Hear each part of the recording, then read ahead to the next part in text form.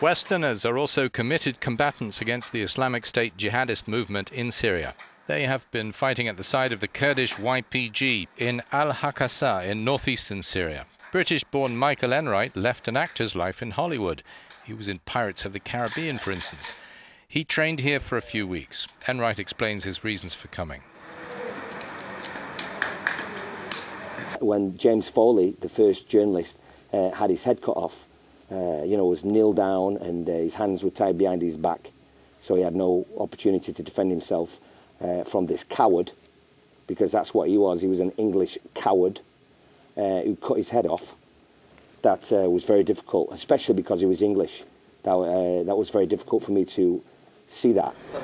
In Rojava, or Western Kurdistan, the Kurds are fighting to maintain their regional autonomy by defeating ISIL, the brutal group bent on establishing its own caliphate, which also has Westerners on its side. A former soldier in the Canadian military, giving only his first name, John, says his friends called him crazy to come at first.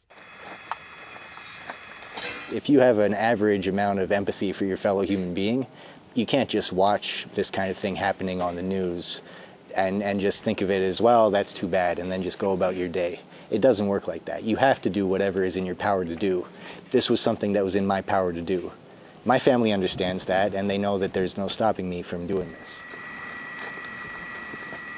Robert Rose is American, a civilian security guard from the Bronx. When he heard about fellow countrymen moved to take the personal initiative, he left New York. I was proud, especially the Americans, when they come here and give up everything to come here as volunteers, put their lives on the line, to stand up for humanity and what's right and what they believe in. And that's something I wanted to be a part of. Syria's civil war is in its 5th year, with no indication of letting up soon, even if John is optimistic. I think we can win. That's the thing that I've seen. Everybody is very afraid of Daesh, but from everything I've seen, they bleed like normal, they die like anyone else. They don't stand up to airstrikes any better than any normal human beings do. They can be beaten.